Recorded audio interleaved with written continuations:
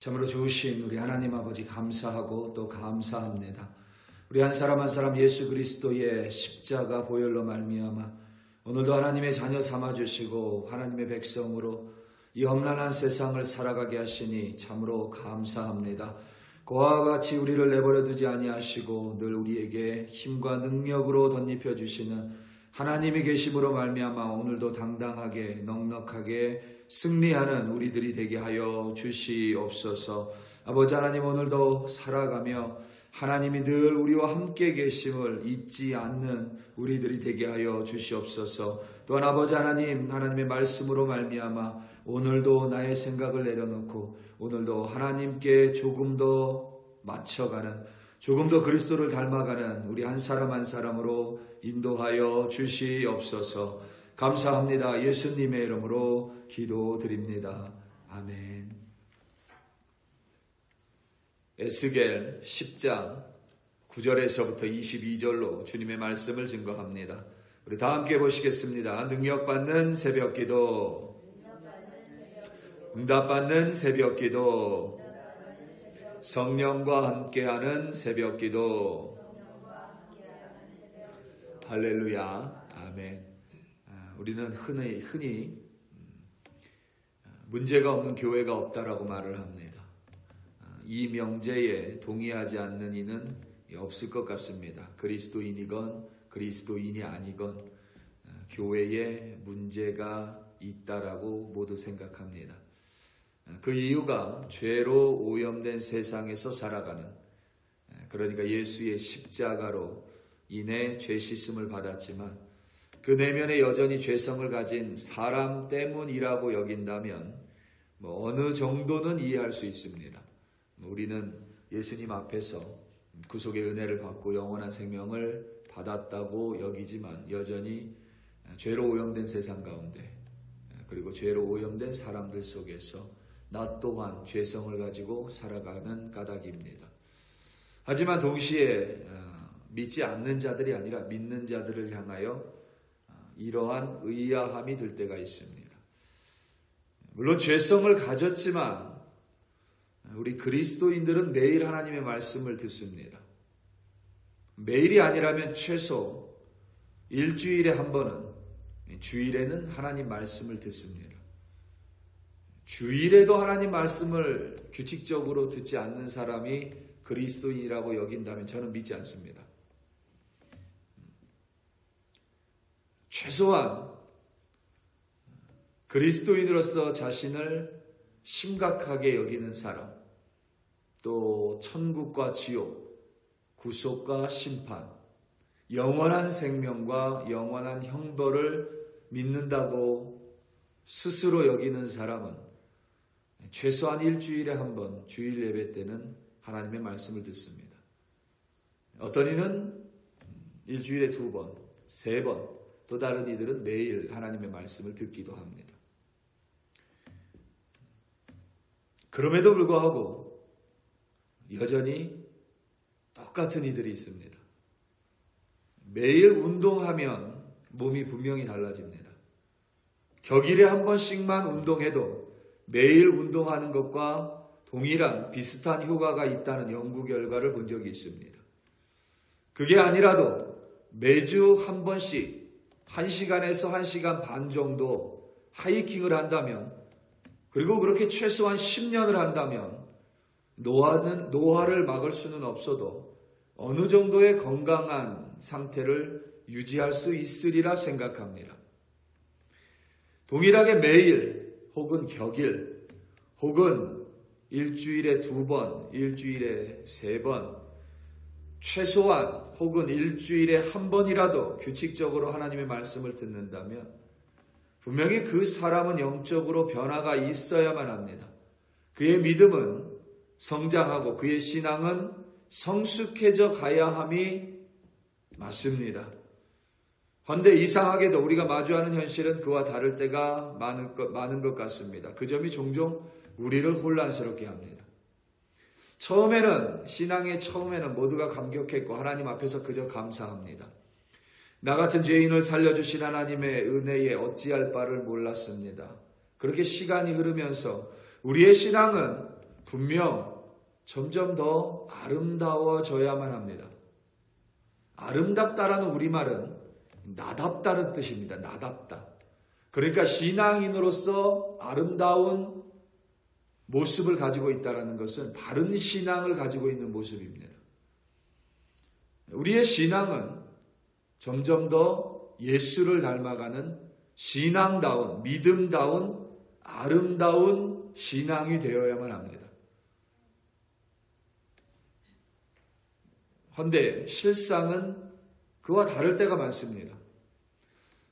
비단 신앙뿐만 아니라 그리스도인들뿐만 아니라 일반 사람들도 비슷한 모습이 있습니다. 나이가 들어감에 따라서 분명히 기억력은 떨어집니다.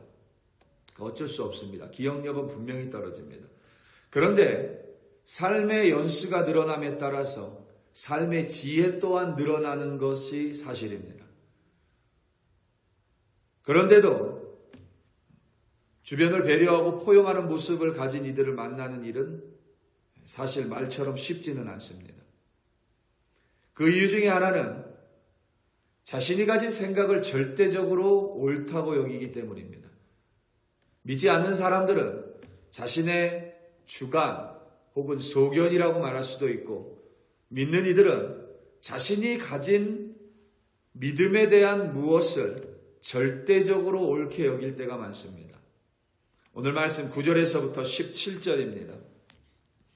내가 보니 그룹들 곁에 네 바퀴가 있는데 이 그룹 곁에도 한 바퀴가 있고 저 그룹 곁에도 한 바퀴가 있으며 그 바퀴 모양은 황옥 같으며 그 모양은 네 식구 같은데 마치 바퀴 안에 바퀴가 있는 것 같으며 그룹들이 나아갈 때는 사방으로 몸을 돌리지 아니하고 나아가되 몸을 돌리지 아니하고 그 머리 향한 곳으로 나아가며 그 온 몸과 등과 손과 날개와 바퀴 곧 네 그룹의 바퀴의 둘레에 다 눈이 가득하더라. 내가 들으니 그 바퀴들을 도는 것이라 부르며 그룹들에게는 각기 네 면이 있는데 첫째 면은 그룹의 얼굴이요 둘째 면은 사람의 얼굴이요 셋째는 사자의 얼굴이요 넷째는 독수리의 얼굴이더라. 그룹들이 올라가니 그들은 내가 그발 강가에서 보던 생물이라. 그룹들이 나아갈 때는 바퀴도 그 곁에서 나아가고 그룹들이 날개를 들고 땅에서 올라가려 할 때에도 바퀴가 그 곁을 떠나지 아니하며 그들이 서면 이들도 서고 그들이 올라가면 이들도 함께 올라가니 이는 생물의 영이 바퀴 가운데 있음이더라. 아멘. 어제 언급한 대로 에스겔이 하나님께서 처음으로 환상을 보여주셨을 때가 오늘 본문으로부터 약 1년 2개월 전, 그러니까 14개월 전입니다. 14개월 전에 에스겔은 네 생물을 처음으로 마주했습니다. 그때 에스겔의 나이가 30입니다. 그리고 지금은 최소한 31 혹은 32이 됐습니다. 에스겔이 30이었을 당시에 에스겔이 처음으로 환상 가운데 마주했던 네 생물은 네 얼굴을 가지고 있었습니다. 그때의 네 얼굴을 에스겔은 사람의 얼굴, 사자의 얼굴, 독수리의 얼굴, 그리고 소의 얼굴이었다라고 묘사했습니다. 이때까지만 해도 에스겔은 예루살렘에서 제사장의 직분을 담당한 적이 없습니다. 당연히 그룹이라는 존재에 대해서 경험이 없습니다.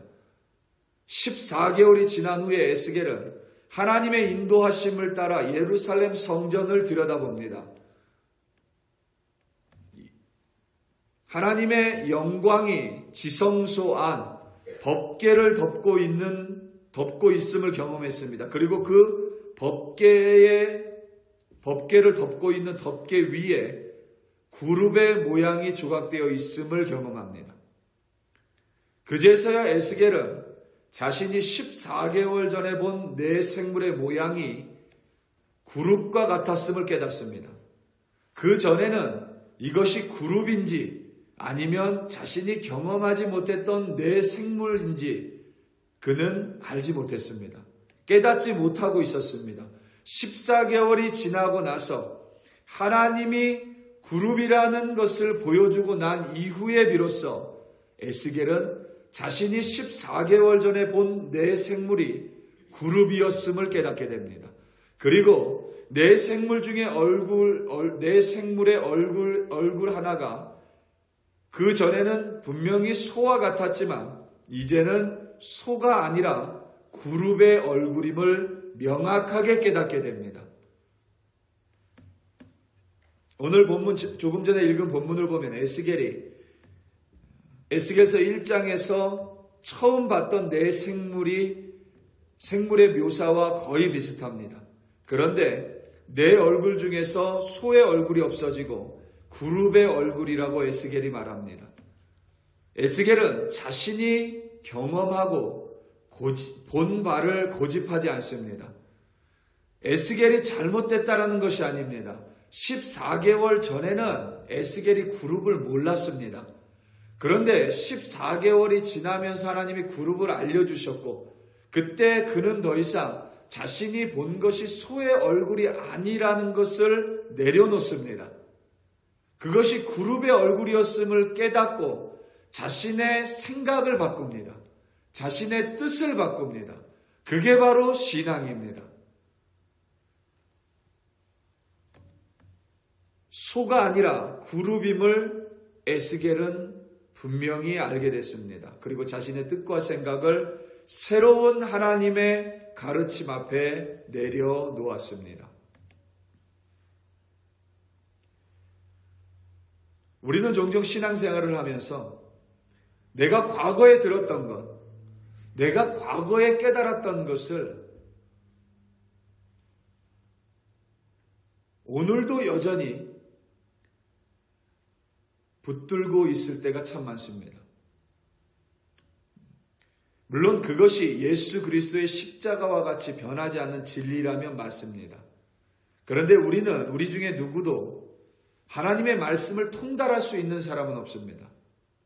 우리는 계속 하나님의 말씀을 조금씩 배워갈 뿐입니다. 우리 중에 누구도 완전함에 이를 수는 없습니다. 그렇기 때문에 우리는 매일 하나님의 말씀을 깨닫고 그리고 내가 잘못된 것이 있다면 계속해서 그것을 내려가야만 합니다. 우리는 종종 이런 생각을 합니다. 내가 무언가 새로운 것을 얻으면 아름다운 신앙인, 성숙한 믿음을 소유할 것이라고 여길 때가 많습니다. 그런데 저는 종종 반대로 생각합니다. 내가 무언가를 새로 얻어서 내 심령에 덧붙여야 되는 것이 아니라 신앙생활을 하면 할수록 하나님의 말씀에 비추어 나를 깎아내야만 합니다. 하나님 보시기에 기뻐하지 않는 것들을 매일매일 깎아내는 것, 나를 조금씩 버리는 것, 그것을 다른 말로 하면 매일매일 가난한 심령이 돼가는 것입니다. 내 안이 비어져 가는 것입니다. 왜냐하면 내 안에 있는 고집과 내 안에 있는 생각과 내 안에 있는 뜻과 심지어는 그것이 하나님이 나에게 보여주셨던 과거의 경험이라 하더라도 하나님의 말씀 앞에 얼마든지 그것을 내려놓고 변화시켜야만 하는 것, 그것이 바로 바른 신앙인의 모습입니다. 또한 우리가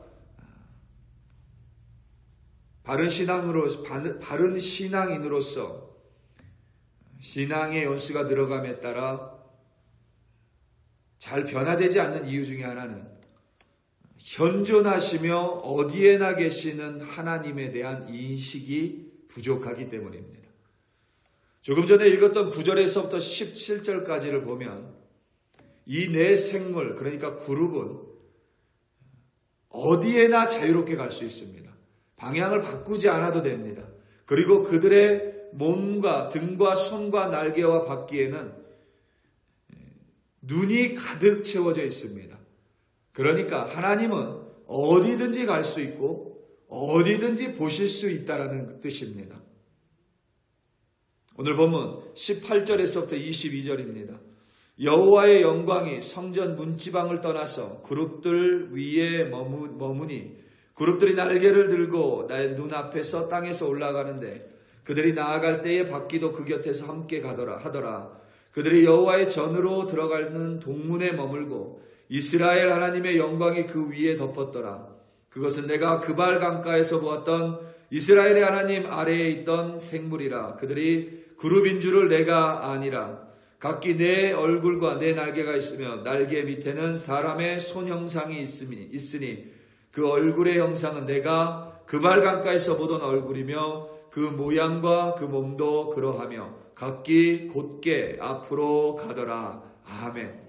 우리는 종종 이런 말을 많이 합니다. 특별히 우리 이민 생활을 하는 한인들 가운데 이런 말 하시는 분들 많습니다.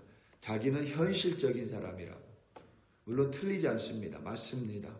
우리 한국 사람들, 특별히 이민자들 일반화시킬 수는 없지만 대단히 현실적이신 분들이 많습니다. 왜냐하면 우리는 생존을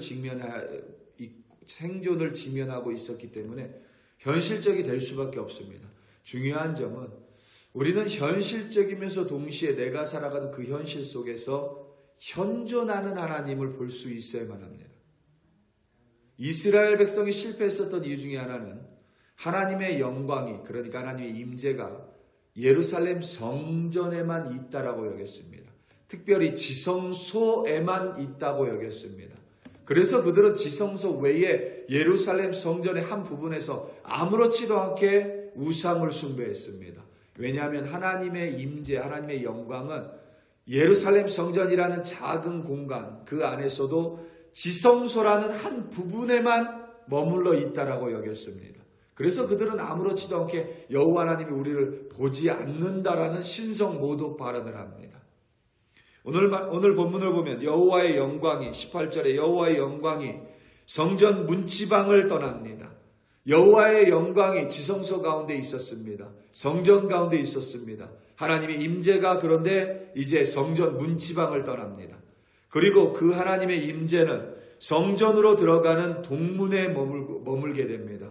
그리고 그 하나님의 임재는 다시 내 생물의 머리 위에 임하게 됩니다. 그리고 하나님의 임재는 그발 강가, 그러니까 바벨론 제국에도 나타나게 됩니다. 이것은 하나님은 무소부재하신 하나님을 분명하게 일깨워줍니다.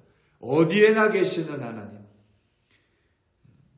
제 개인적인 생각입니다만 그리스도인들이 지금의 그리스도인들과 교회가 세상으로부터 비판을 받는 큰 이유 중에 하나는 많은 그리스도인들 가운데 현존하시는 하나님에 대한 인식이 부족하기 때문이라고 여깁니다. 제 개인적으로.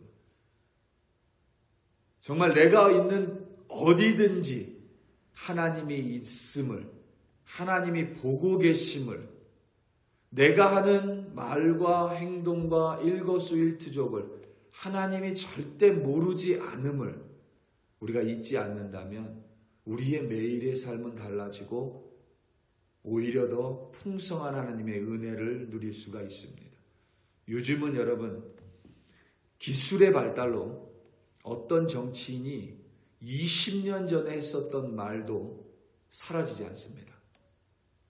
예전에는 인터넷이 없을 때는 관심 있는 사람들만 기억했습니다.